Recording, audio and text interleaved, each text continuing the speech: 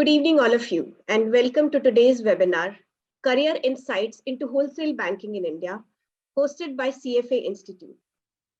I would like to take a moment to welcome our audience from around the world joining us remotely today. I am Dr. Monica Chopra, CFA, and I am a faculty at International Management Institute, New Delhi, where I am also the chair of PGDM Banking and Financial Services program. I'll be the moderator for today's webinar. Before I introduce our speaker, I have a couple of housekeeping notes. Today's webinar is scheduled for 60 minutes, including Q&A, which includes approximately 40 to 45 minutes of presentation and last 15 minutes from Q&A session. We will be leaving time for Q&A after the presentation. Please feel free to submit your questions throughout the presentation. You can do so by clicking on the Q&A icon at the bottom of your viewer and typing your questions in the box. The webinar presentation will be available to view in the chat box after the presentation concludes. We value your feedback, so please complete the evaluation survey before you sign off today. Now, it is my pleasure to introduce our speaker for today's webinar, Mr. Nimesh Karwanyun. Mr. Nimesh Karwanyun is the country CEO, India, at First Abu Dhabi Bank, based out of Mumbai. In his current role, he is responsible for the management and oversight of country operations in support of the Asia and Group strategy. As an experienced banker, Mr. Karwanyun brings with him more than 25 years of work experience in transaction banking, coverage credit and risk management, trade and operations, and business management practices. Mr. Karwanyun completed his master's degree in chemical technology from University of Lucknow, India, and holds a certificate in international trade finance and risk management from the National Institute of Bank Management. Welcome to the session, Mr. Karwanyun. I request you to please start the session. Thank you. Thanks, Monica, and good evening, everyone. Thanks a lot for joining today's session. First and foremost, yes, just to give a little bit more brief about myself. When I was asked to present this or participate in this session, I thought it would be a good idea to interact with you guys because one is, as Monica mentioned about my past experience and all, it's been in various banks and corporate banking scenario. But a couple of things come out very strongly, which is one, first and foremost, that I have worked in 4 or 5 large multinational banks. 2, it's always been in corporate banking, wholesale banking. And I have worked in one Indian bank also, the largest Indian bank, which is State Bank of India. The good part being that I have worked almost in every aspect of corporate banking during this 27 years. So made treasury operations, trade finance, cash management, heading transaction banking, corporate banking, relationship role, treasury related activities. So I've done almost everything. So that's one thing which I thought could be useful to you guys to when I share my experience and thoughts about how corporate banking works in India. Though I have worked always in India last 27 years in banking, but I have worked in large multinational banks and spent time abroad in terms of various projects or various assignments. So I have a fairly good idea because working with these banks in terms of what happens globally and how the global practices in corporate banking are slightly different as compared to what happens in India. That's not much, but still there are certain differences, which also we can discuss during this session. But first and foremost, I think it would be a good idea to give you an overview of what corporate banking looks like, what are the activities there, what are the products we sell, how is the environment, how different is it as compared to other parts of banking. So that's the idea. Now, before we get into the presentation and we get into the first slide, few things. One is first and foremost, neither I'm very good at presentations nor I believe in presentations too much. So PPTs is not my cup of tea. So you might find that sometimes there's something else on the slide and I'm talking about something else. So please don't worry about it. We'll cover everything and anything which you notice there in the slide but not being covered might be. Please ask in the question answer session and we'll certainly cover that. 2, I like interaction, but unfortunately in this case, I can't see you. There's no body language which I can understand whether you are liking certain things, or you want to go deeper into certain aspects of the presentation, but I'll try and cover as much as possible and as widely as possible, which I think could be useful to you. So with that, let's move to the first slide to start giving you some idea about what wholesale banking or corporate banking look like. So, right, I mean, as we say, it's wholesale banking, right? I mean, basically the name itself suggests that it's not piecemeal B2C kind of business. It's basically hardcore wholesale banking. And within wholesale banking also, people call it with different names. Some banks call it wholesale banking, some banks call it corporate banking, some people call it CIB, which is corporate institutional banking. So there are different names, but basically what it entails is servicing corporate clients, which include large corporations, large or small corporations, whatever, I mean, depending upon the banks, how they decide the size of the clients they would be dealing in this section or segment. So there are certainly corporates, large or small or mid corporates, obviously other banks, which is very important. So banks serve other banks also, not only on various products which are interbank products, but also in lending, surprisingly. So they lend to each other also. That's a very interesting aspect we will be covering slightly later in the presentation. And obviously, I mean, when we cover banks, we also cover NBFIs. PSU is very important part. Government agencies as well as public sector undertakings are also part of the clientele which is covered under wholesale banking. Now, how it is different is public sector banks are quite different in terms of their structures of corporate banking setup, as well as the staff movements. I mean, since we are talking about people here, the of business opportunities or employment opportunities, I think let's cover that also to some extent. So public sector banks, you know, what happens is people move from one part to another part very freely. So like you would be doing some kind of agricultural banking, rural banking at one point of time, and all of a sudden you might be doing corporate banking next day. So that happens very frequently in public sector banks. And as I said, they don't have, most of the public sector banks have started having a separate segment of corporate banking now, but still it is not defined as a vertical right up to the top in public sector banks. Whereas in private sector banks and global MNC banks, it's very clear structure. So wholesale banking or the corporate banking is a vertical which runs right across the countries and geographies and product verticals, right up to the top. So it's very clearly there is a corporate banking head and who takes care of all the corporate banking activities. And same thing happens almost in private sector banks as well as global MNC banks.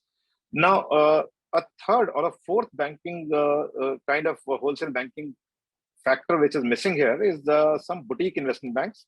You can talk about Jefferies and Morgan Stanleys of the world.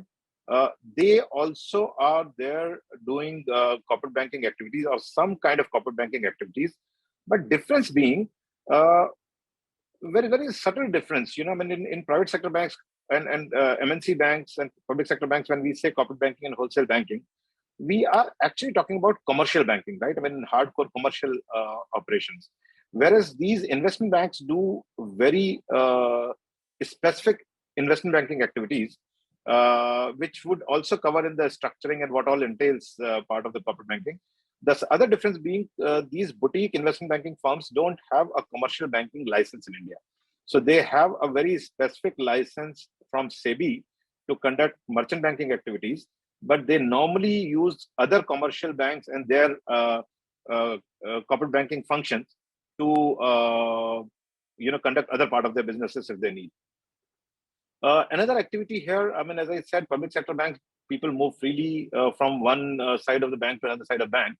But private sector banks as well as MNC banks, it's very, very difficult to move from retail banking to corporate banking. The vice versa happens sometimes, but from retail banking to corporate banking is very, very difficult.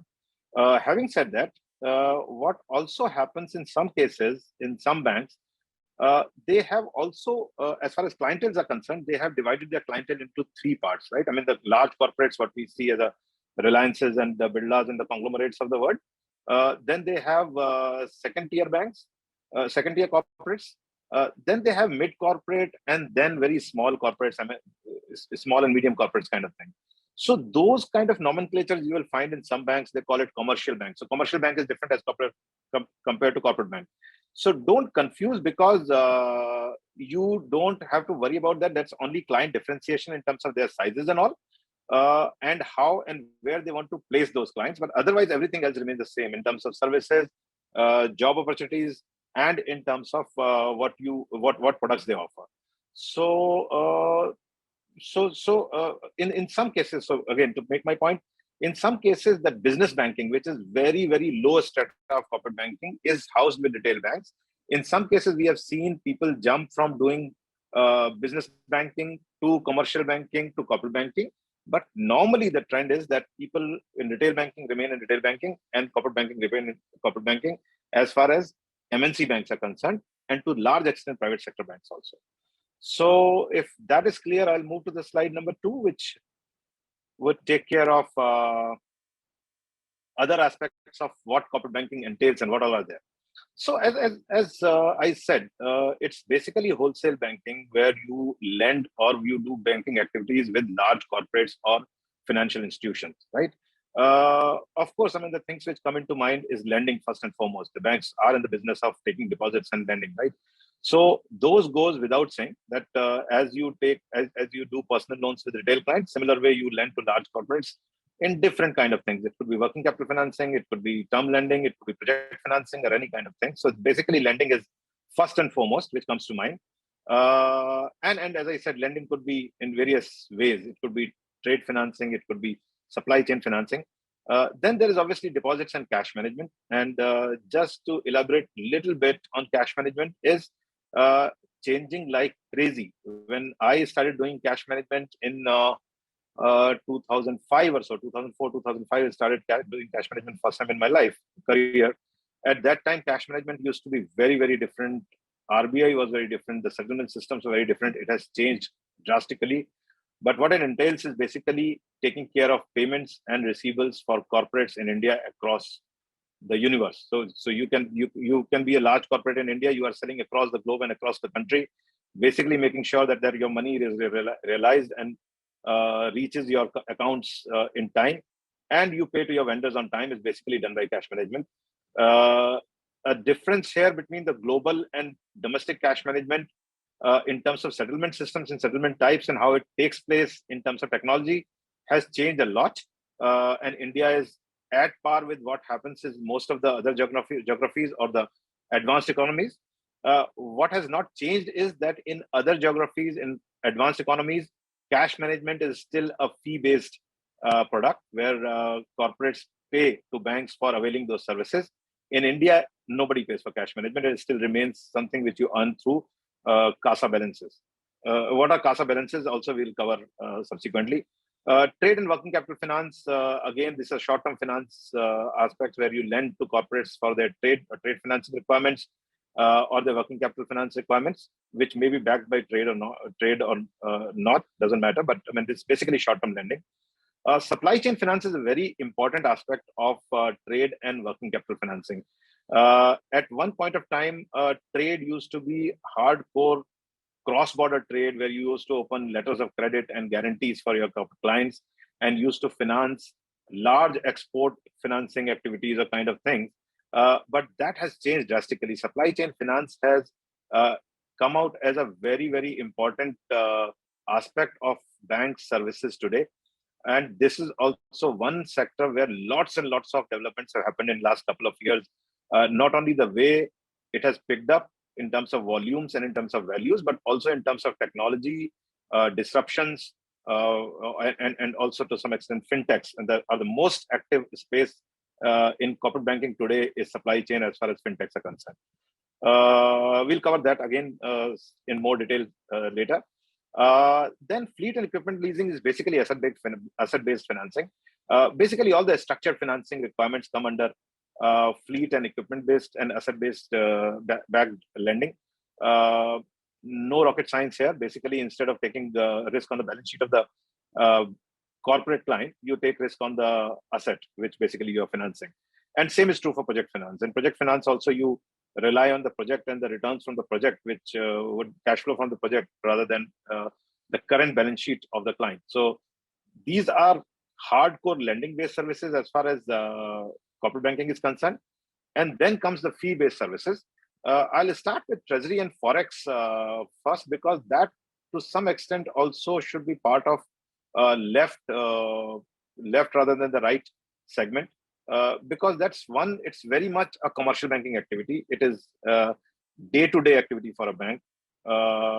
Two, it also requires some kind of capital in some cases, which is required for lending most of the times, right? So it's not hardcore fee based, but still it is something which has still a little differentiation from the normal lending activities.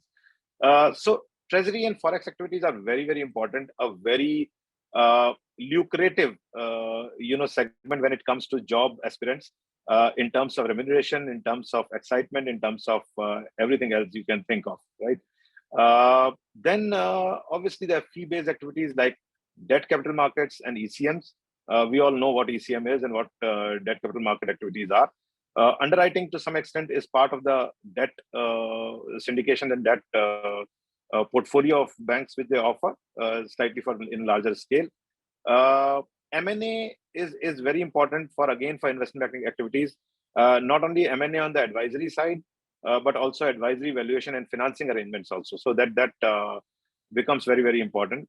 For example, just to give you my own example, we did in my previous organization when I was heading corporate banking for them in India, we did a M&A buy-side advisory role for a large corporate buying a large cement asset in India, an Indian company buying MNC cement firms, cement assets in India.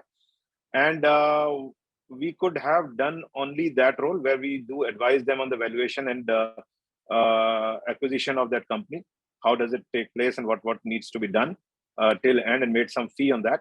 But we also did one thing is we also stepped in as structuring the financing requirement for the same acquisition. Not only structuring it, also bringing in other banks, underwriting some portion, and making again some kind of NIM, which is net interest margin, which is the interest fee or lending based fee on that activity, plus also making money, not only the advisory part of M&A, but also the financing and structuring. So that becomes very lucrative again. Sales and trading, again, I mean, it is activity which takes place for all these three. I mean, you can have FX and treasury trading activities. You can have a debt trading. You can have an equity trading desk, and all places you make money. One very important aspect here is, and we would cover it in detail slightly later again, is when you see the left hand side of the slide, which is mentioned as corporate banking, requires huge amount of capital. I mean, for banks, the fuel is capital. You need capital to fund any corporate or participate in any kind of lending activities. Whereas many of these activities which are on right hand side don't need capital. Some of them, of course, need capital, but most of them don't need any capital. So it's basically improves your returns.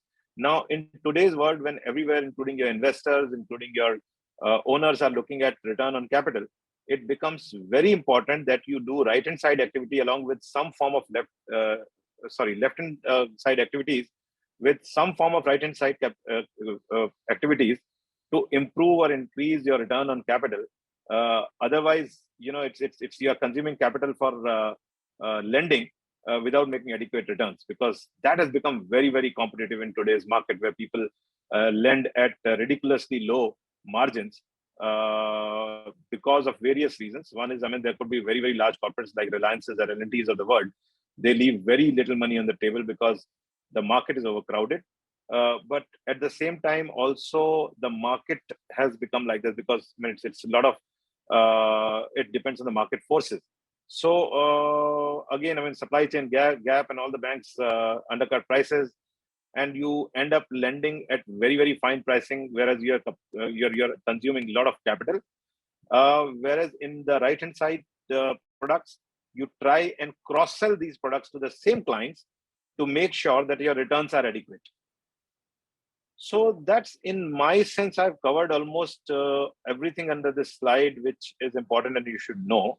Unfortunately, I can't get any reactions, so might as well move to the slide number 3 or the next slide to see what we cover there. Okay, key features on the business side. very importantly, large scale and ticket size. Again, as I said initially, could be some activities on the business banking side which are very small, and some kind of transaction banking, which is trade and cash management, and FX and treasury activities, could be higher volume, low value, because they also make money on the regular BAU flow business, which comes on a daily basis. But largely corporate banking is basically large ticket sizes and large scale, right? As compared to retail banking, of course, there's a low cost of operations because of various factors. One is you don't need as many people.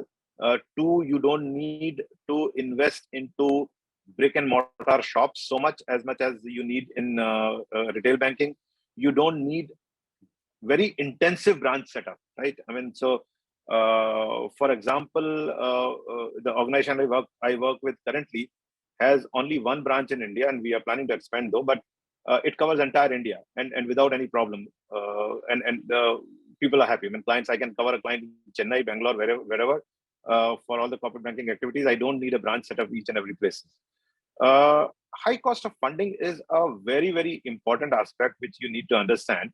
The benefit of retail banking, the biggest benefit of retail banking, especially in India, where interest rates are still high as compared to what you see in the Western world or the developed economies, is basically CASA balances. Now, what is CASA? CASA is basically current account and saving account. So you have these savings account and current account balances, and as per regulations in India, you can't pay any interest to anybody for any money lying in your account for less than 7 days, especially for the corporate clients. Savings you can now, but corporates' current account balances, there is no interest to be paid to corporate clients, right?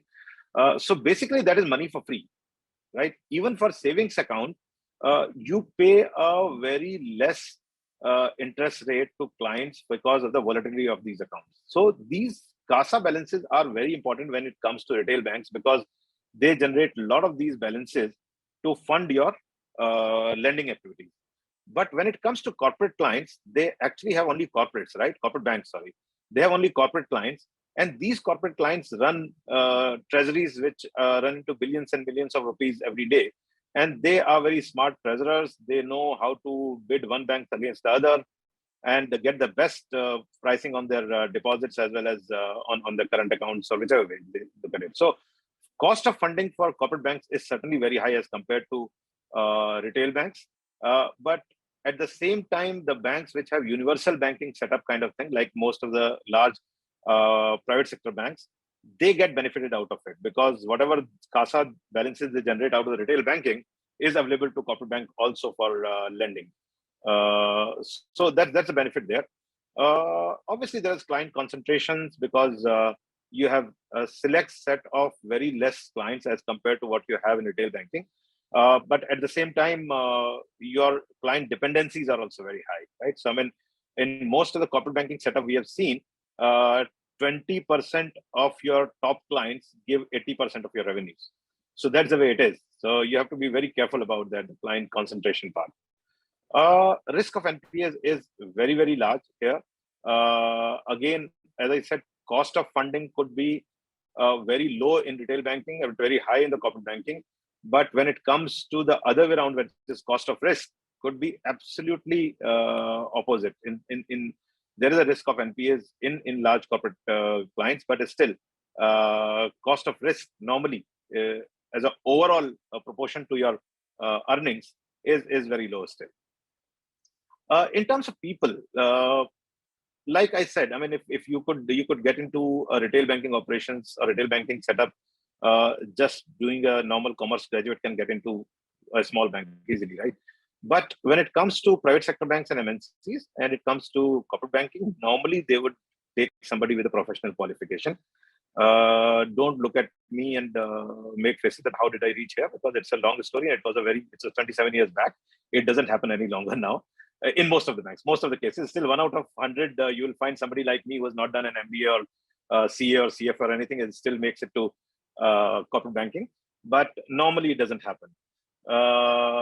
but at the same time, remunerations are much, much higher as compared to what you get in retail banking. So I would say the difference is at least 1.5 times, if not more, at the same level. So if you start at a retail banking setup as the lowest base, still the difference would be around 1.5 times as compared to what you see in corporate banking setup.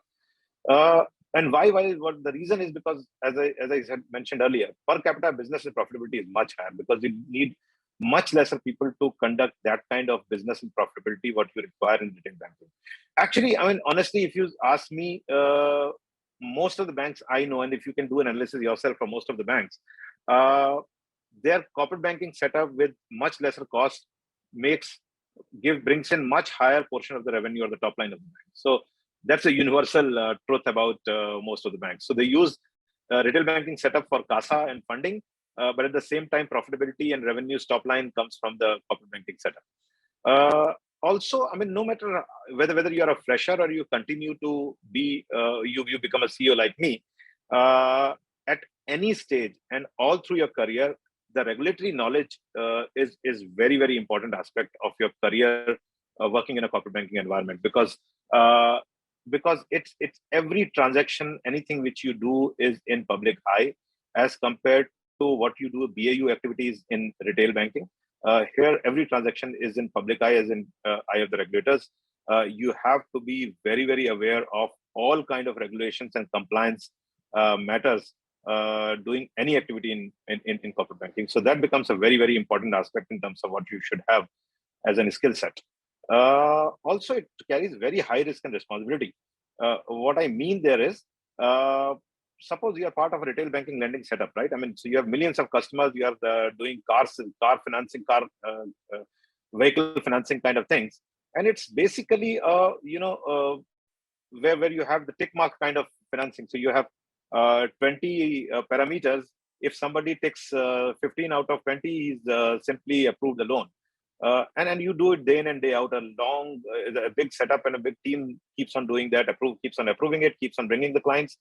And if one or two clients go bad, that's taken as part of the business, right? Whereas in terms of corporate banking, the responsibility lies with everyone. So a sales guy or a front-end guy who brings the business or brings a large corporate into the fold of a bank, if that loan goes bad, and so they thoroughly investigate it. I mean, what went wrong, whether it was some lapses on bank side. If yes, who was responsible for that? So it could be the front-end sales guy, it could be the product guy, it could be the mid-office guy, it could be the risk guy, it could be the credit guy who approved it. It could be operations who did some kind of didn't pay attention to something.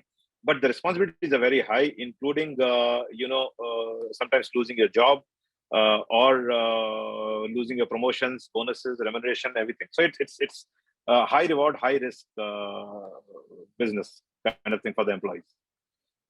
So, can we move to the next slide if we are done with this one? How I'm doing on time? Half an hour gone. So, okay, I have 10 more minutes. We try and cover very quickly.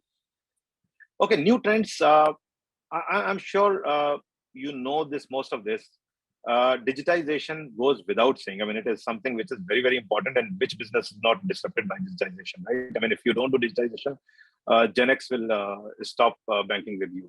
So every aspect of banking, retail banking, I mean, we currently pick up our mobile and just do anything we want to do with our personal account. Same thing is happening in corporate banking also. Today, if you want to make a tax payment, which is done only by government banks, but an MNC bank account holder in a corporate setup, you can pick up your laptop or pick up your mobile. You can make a tax payment through a correspondent bank, which is your public sector bank, right? So that is one. But that's a very, very, very primitive and basic example of digitization. There's lots and lots and lots happening on digitization, which is a separate topic itself. We can cover it some other time. Blockchain has started showing some, started making way inside the corporate banking in largely on the trade and trade finance side, which is very, very important, because there you have lots of documentation. And not only movement of goods, which happens on one side on the commercial side, but on the bank side, there are a lot of documents which move when you finance a trade or you approve a trade for LCs and all. blockchain is playing a very important role and playing a very disruptive role in trade and trade financing, actually. In terms of higher capital requirement, yes, that's very important. As the regulations are becoming more and more stringent, as you can see, one of the boxes talks about increased regulations. That is becoming a headache for banks across the globe, because regulators are becoming more and more stringent in terms of your capital deployment for each and every banking product, for each and every risk which you see in the system, capital adequacy.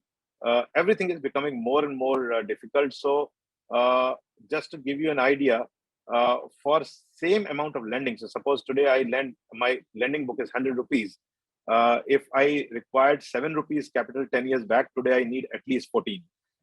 So that's the kind of capital requirement which has gone up in last 10 to 15 years when it goes to commercial banking and their lending requirements.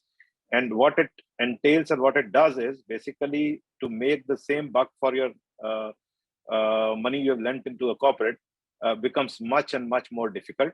For example, I mean, since you have to deploy more capital, so return on capital becomes more and more stringent. So that has become very, very tough these days. In terms of specialization, what I am trying to say here is now banks are slowly realizing that whether they should be a universal bank and do every kind of banking, retail banking, private banking, corporate banking, commercial banking, or they should be very specialized in their needs. What we have seen is that most of the banks, especially MNC banks or large banks, are slowly moving into a direction where they would be a universal bank in their home country, but when it comes to the going out of their country and other geographies, they would be very selective in what they do. So, like for example, you must have noticed some time back, Citibank decided to sell their retail banking operations in entire Asia, including India. Now, imagine, I mean, Citibank has been in India for such a long time, and they have amongst foreign banks, they have the largest portfolio of credit cards as well as retail banking setup. Still, they think that they'll not be meaningful and could get a good return on their capital by continuing retail banking in India. Similarly, you must have heard about HSBC. They used to be a universal bank in India, but they decided to come out of private banking some time back. So they almost shut down their private banking shop a couple of years back. So more and more banks are now going towards specialization. As I mentioned initially, there are some banks who do only investment banking, so they don't do commercial banking at all, and they have found a niche for themselves and try and restrict themselves to only that niche. Next slide, please. Okay, very important. Now, next slide. Okay, what is the structure? So I've just divided this slide into two.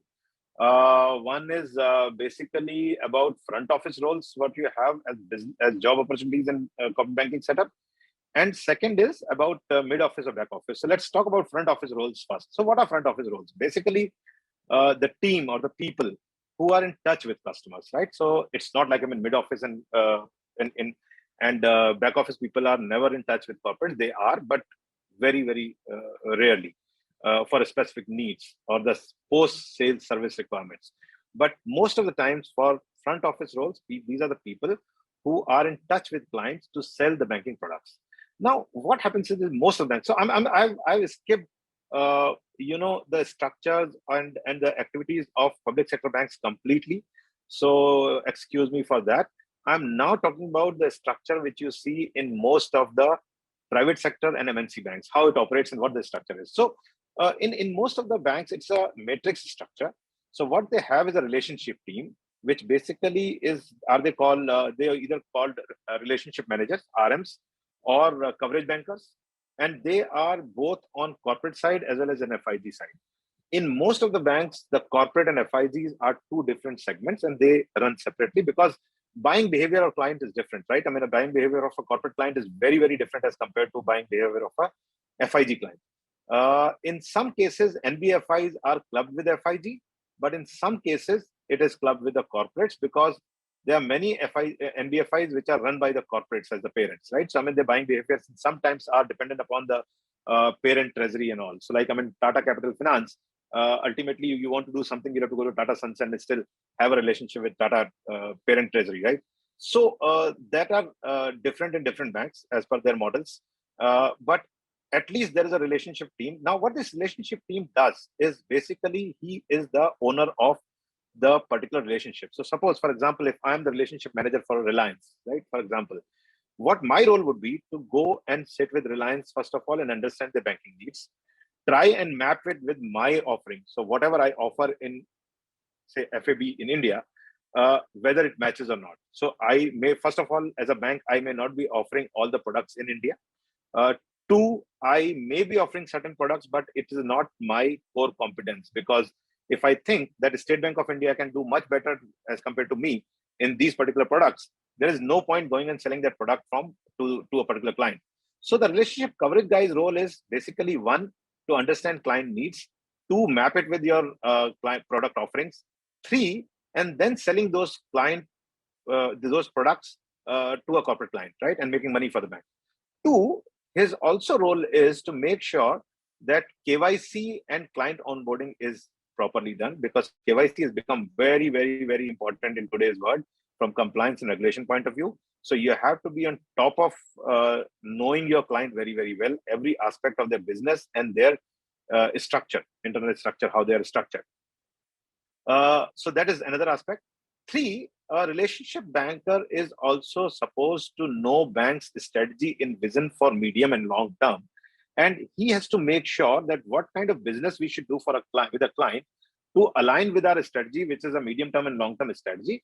And at the same time, make sure that from a relationship point of view, the entire relationship, we make enough returns for the capital we deploy. So that's the relationship team, guys. But along with relationship team, which is a universal banker kind of thing, he knows about all products, there are product groups. And largely there are three product groups. Some banks, there could be four. Some banks, there could be some aspect of here would be in different part. But largely you'll find one is transaction banking. Now, transaction banking is basically trade and supply chain finance. Then there is a cash management activities. Some cases, even the commercial cards and cards are also part of transaction banking and corporate banking. In some banks, cards and commercial cards are part of retail banking. So that depends on the structure of a bank. Custody operations, if you do custody at all, so that is also part of cash management or transaction banking in most of the banks. So in cash management and transaction banking also, there is a sales team which works along with the coverage team, goes to client, makes presentation, tells them deeply about the products and all. Then there's a product management team which basically devises product and looks at the profitability of a particular product which you sell to the client and tries to enhance the product coverage. And then there is an implementation and channel technology team, which channel becomes very important for transaction banking, because most of the transaction banking activity is now done digitally, either on your laptop or in your mobile phone. And there is a channels team which manages these channels and activities as far as servicing or selling of these transaction banking products are concerned. Then comes investment banking. First and foremost, any long-term lending, more than 1 year, is normally part of the corporate finance or the investment banking portfolio, where a term lending or a project financing, a structured financing, all of these activities are housed in investment banking activities. As I mentioned earlier, they are also responsible in many cases distribution, right? So I mean, basically what you do is you go and acquire a large loan from a client and arrange a loan, but you don't keep it in your book. For better capital management, you go and distribute it to the smaller banks, making some skim there. So that's distribution activities also is part of investment banking activity. Then some banks do equity broking, institutional equity broking, and they have those shops embedded in investment banking in some cases, and some cases in the global markets. But that's also important. I spoke about M&A advisory and financing separately. Which also is part of investment banking activities. It's a fee-based activity. Now, what happens is for all these activities, basically a corporate relationship team guy or corporate coverage guy will come to investment banking guys and say that, boss, here is a client of mine. He wants to do an IPO. He goes to ECM team and then take the ECM sales team guy along with him, saying that let's go and pitch to the client, because the ECM guy actually has in-depth knowledge about the IPO market and IPO activities, right? Though relationship guy will also have a deep, some knowledge about ECM activities and the market, but he will not have deep knowledge about, specialized knowledge about equity capital market activities. So that's what the benefit when the equity ECM sales guy brings along with it. Then treasury, as I said, most of the treasury related activities don't require capital. Of course, FX and derivative sales. So you have large corporates doing their regular trade business when they export and import, and they have to convert either their rupees to dollars or other currencies, or vice versa. When they export, they have to convert their dollars into rupee. And that's something which is done by the treasury markets people. Then obviously commodity trading, commodity financing, commodity hedging activities, which markets people do. Very important activity is trading, which is they do for not only for the derivatives and FX, but also debt and equity trading. Proprietary investments, sometimes most of the global market teams of large banks have their proper investment desks, which looks at investment and returns on a standalone basis as per their approved market limits. And ALM and treasury, which is very, very important. In some cases, especially in private sector banks and public sector banks, ALM and treasury is quite separate as compared to global markets team. But most of the foreign banks, it is clubbed with the global market. So these are the guys who manage the balance sheet for the bank, look at asset liability management, and as well as day-to-day treasury activities for borrowing and funding your balance sheet. So that's in a nutshell. Unfortunately, I wanted to spend more time on this slide, but now I think we are running short of time, so we'll cover it during question and answers if possible. So move to the next slide, please. Then comes mid and back office roles. Now, why I'm covering this slide is basically, there is operations very much in every bank, and operations are required for every banking activity. It could be retail banking activity, lending, as well as deposits. It could be corporate banking. But in all these banks, the mid office and back office roles for corporate banking are completely different, because it requires a different kind of a skill set, different kind of understanding, and certainly much deeper knowledge of the markets as well as activities. So, for example, a treasury mid office guy will have to have very, very detailed understanding of treasury operations, treasury limits, market movements. Similarly, you have trade processing experts who have to know very clearly that what are LCs, what is UCPDC, understanding UCPDC very, very well, the global rules and regulations and global rules which are changing in that trade processing very, very fast. So those are the kind of things which you need much more skill set. Credit and risk are two different functions. All regulators across the globe are trying to tell banks that separate your credit and risk activities. Don't try to merge them. Sounds very strange, but credit is hardcore corporate credit when you are lending to a client or setting up limits on the client. So as you can see, the basic idea is to assessment and approval of credit limits on a client or lending limits on a client. Similarly, when the clients do forex hedging and derivative purchase derivatives from the banks, those kind of limits are also assessed by the credit team. Obviously, they do the annual review of these limits on an ongoing basis and see whether the client's position has deteriorated or has improved as far as financial standing is concerned. Portfolio management activities, then risk rating and LDG assessment is done by them only. Also, debt recovery when a client becomes NPA. So that's all part of credit. Whereas risk takes care of a holistic view of risk, overall risk on the corporate banking side, which could include operational risk, market risk, and reputational risk, and in many cases now cybersecurity and IT risk, along with that fraud management risk, which you see in corporate clients. Next slide, please. This is a typical way. I mean, what we see in credit and back office, you will find credit or equity analysts at the bottom of the pyramid. Obviously, they become risk managers who take care of small portfolio or become, run a portfolio on their own.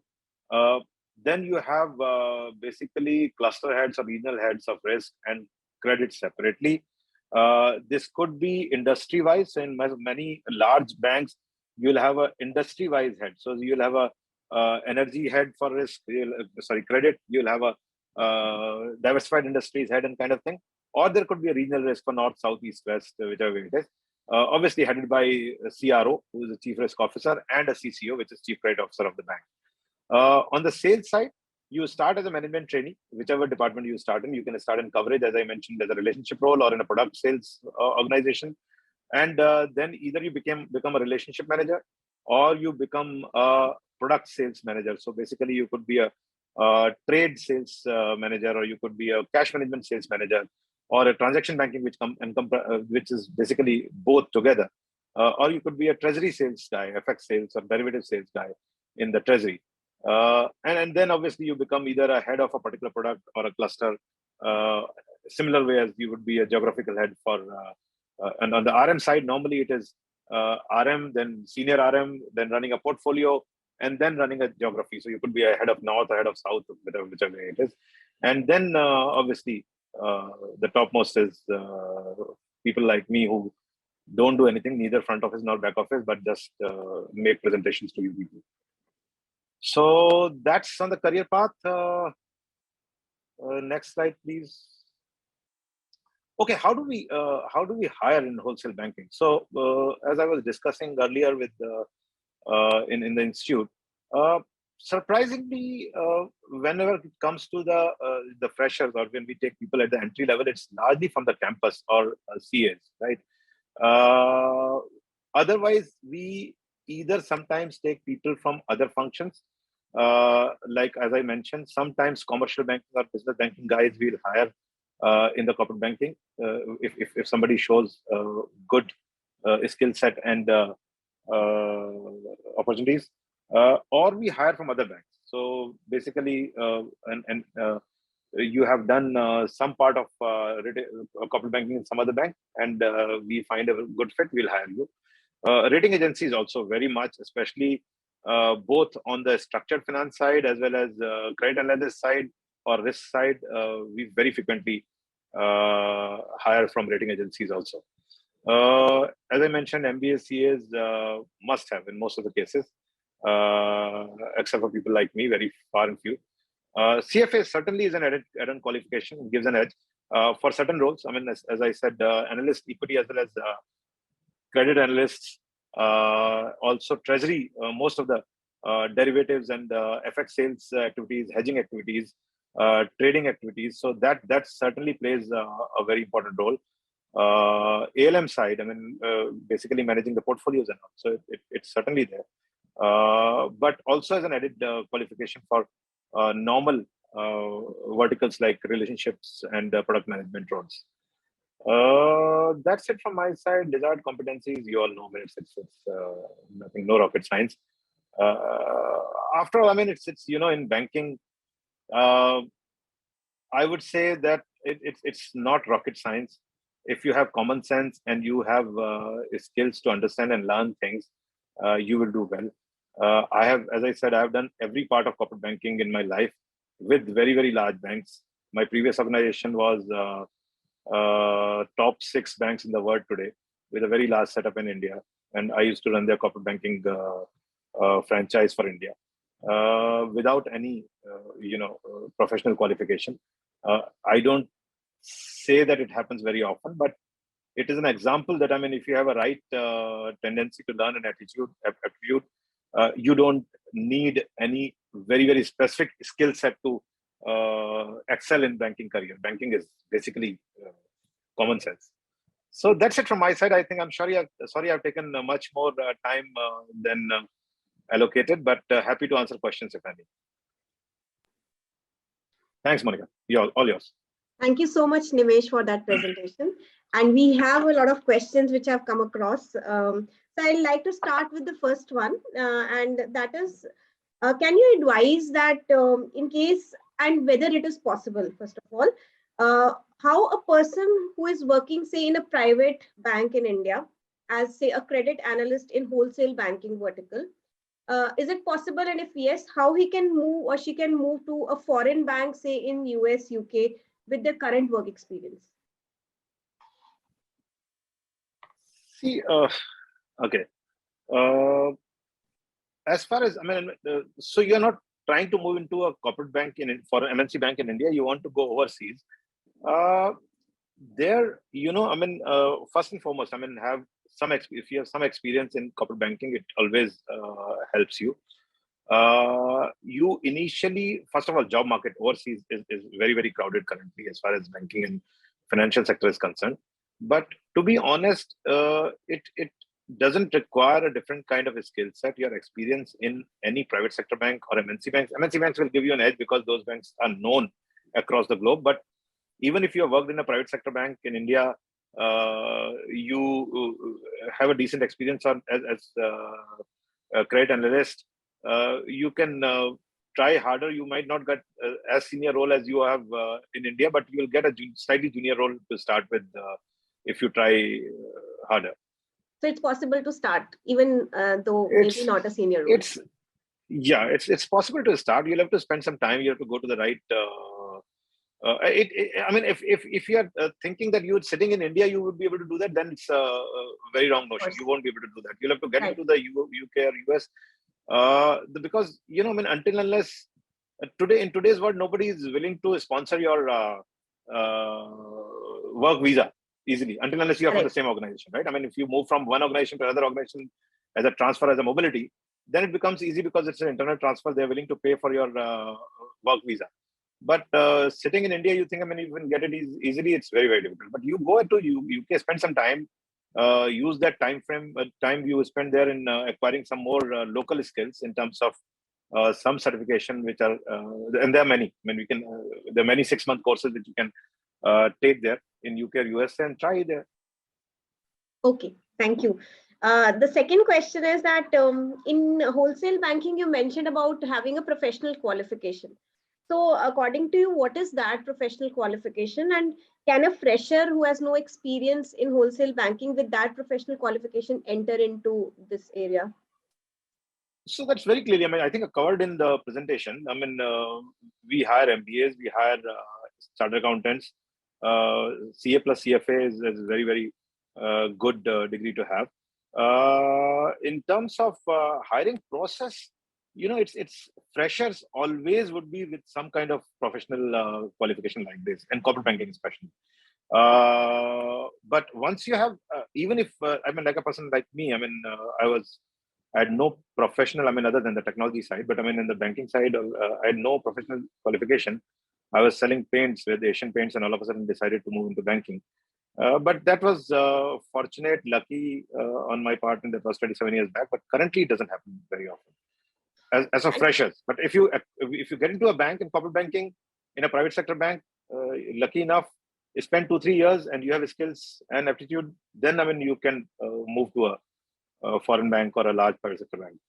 And even a person who is working in back office, is it possible to shift to front office for that person?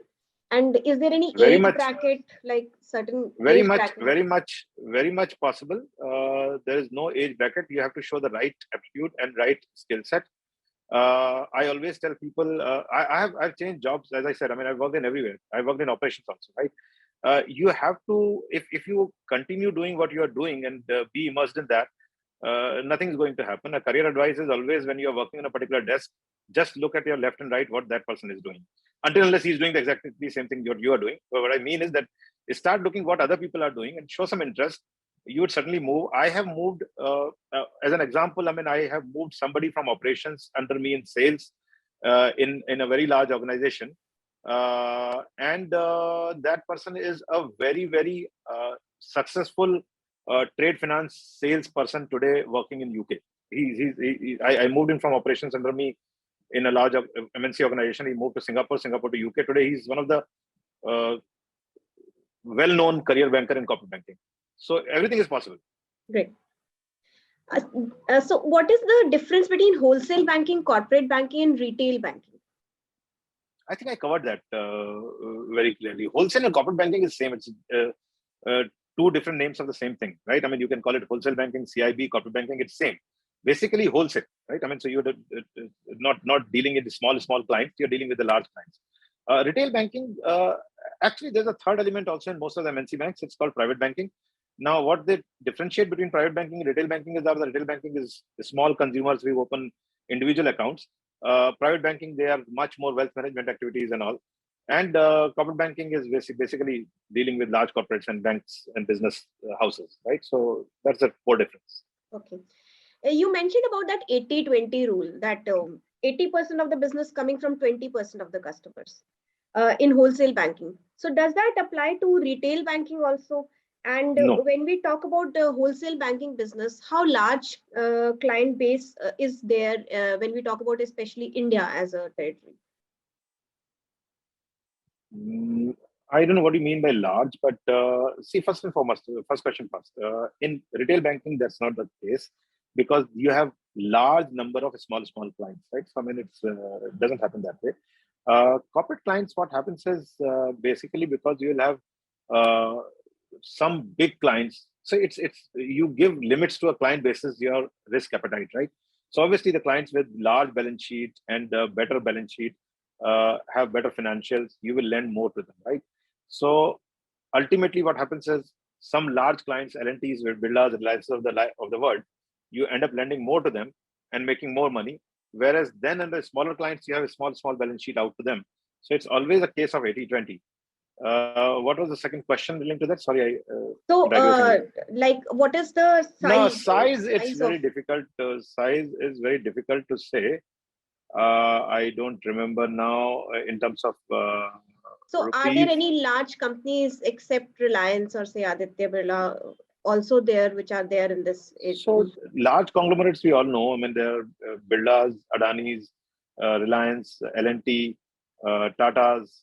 You have JSWs of the world. So TVS down south.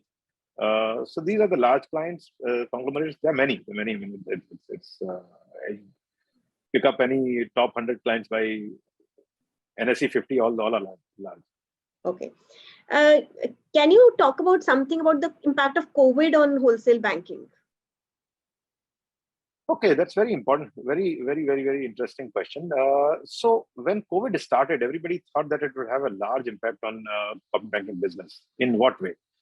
Basically, people were thinking because business will, stop, and a lot of people would not be able to do their sales the way it is.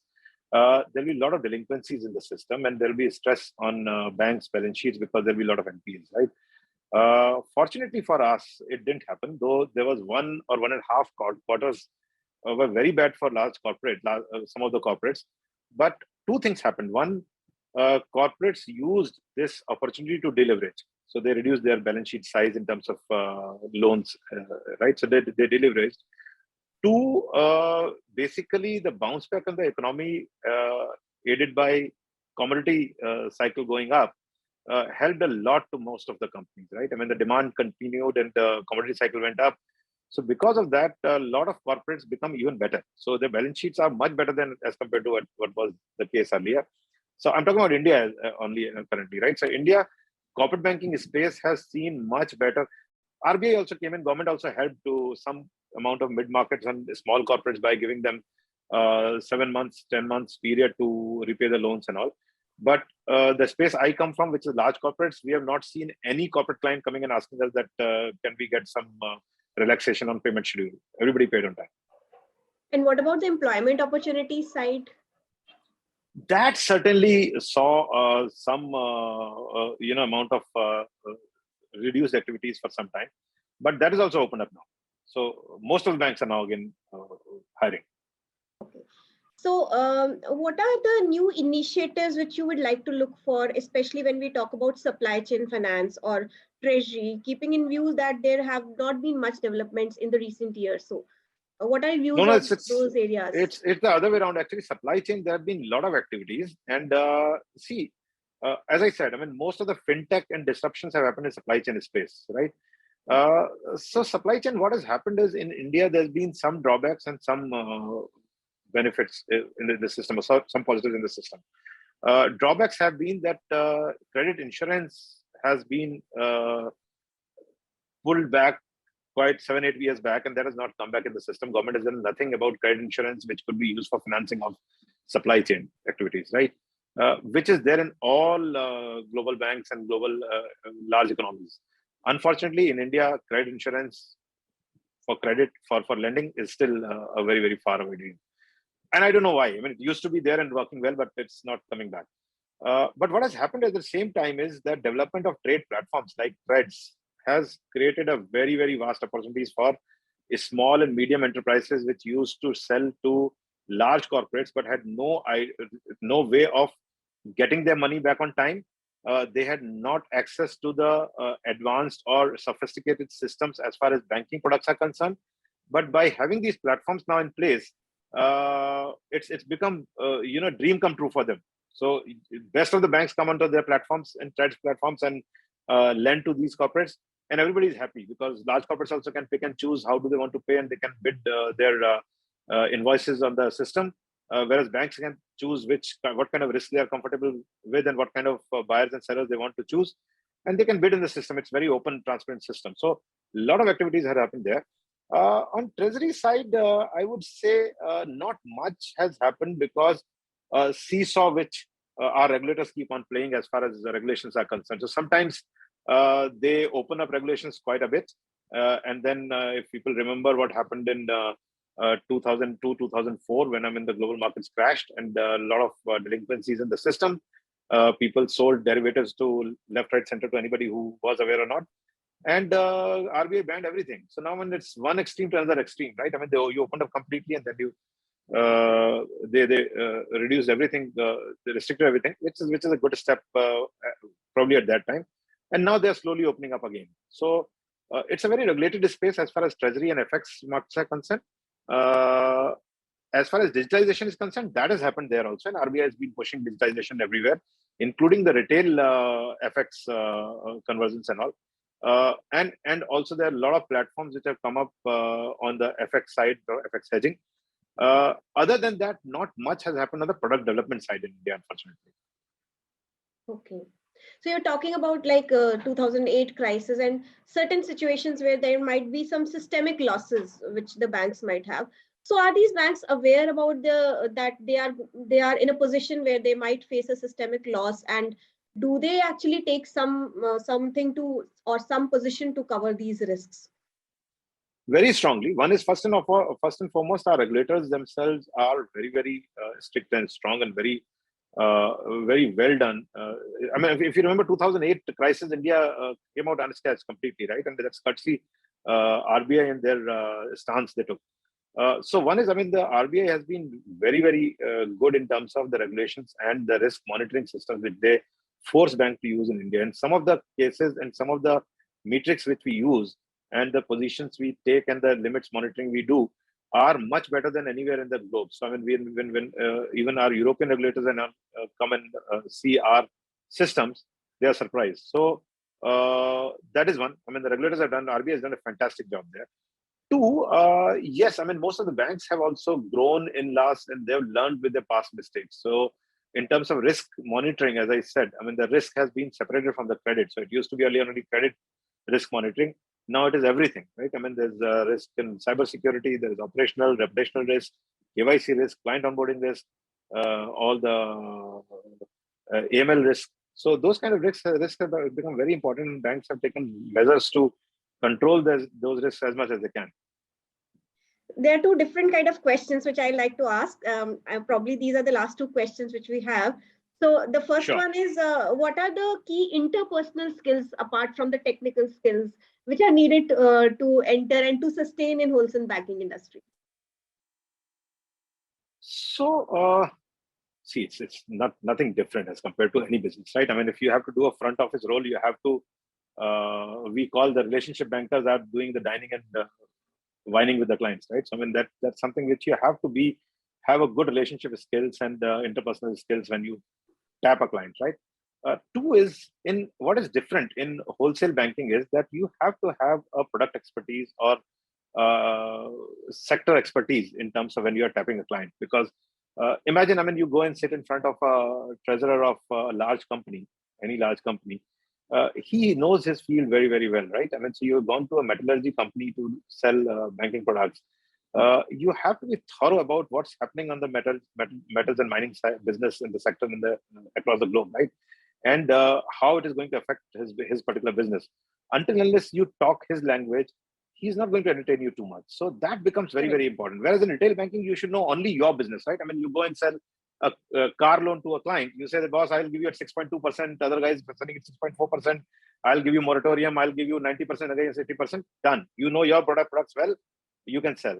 But this is one area where you should know not only your business, but your client's business also. Otherwise, client is not going to entertain you. You should know his business in and out as much, if not as much, at least quite a lot as he knows. Only then you can create a need for the client. Absolutely. And I think this question is very, very important considering work from home and the COVID situation, where anytime we are required to be there for any task which is assigned. So what is the work-life balance you see in wholesale banking? See, it's nothing different from retail banking in terms of banking as such is a very labor intensive job kind of thing. You continue working long hours. Still, I would say that for the front office guys, it's a slightly easier. But when for them they end up entertaining clients later in the day. So in today's world and environment, work life is completely on to you. So I remember in my previous job, I was telling one of my team members that why she used to sit very late, and I used to tell her that why you're sitting too late all the time. You go home and have some work-life balance. And she said, for me, work-life balance is work today. You are a when good I'm boss. When I'm your age, I'll see about what I want to do and go out and find work-life balance somewhere else. Today, my work-life balance is all work. So different strokes for different folks, I believe. So there are different kind of people out there. More but yes, individual specific. More individual specific. But banking is actually requires long hours, unfortunately. Great. Thank you so much, Nimesh, for sharing your insights with us today. And as a reminder to our listeners, thank you so much. As a reminder to our listeners, please do complete the evaluation survey that has appeared on your screen at the end of the session. CFA Institute and CFA Society India members may claim professional learning credit by logging in their online professional learning tracking tool. And please do not forget to register for our interesting upcoming webinars on 24th February, which is on Practitioners Insight, Building an Angel Investment Portfolio, 24th March, which is on CEO's Insight, Analyzing Global Earnings Call at Big Data Scale, and of course, our ongoing Alpha Summit, which is a virtual conference day 2. Thank you so much, all of you, for participating in today's webinar. Thank you. Thank you so much. Thanks.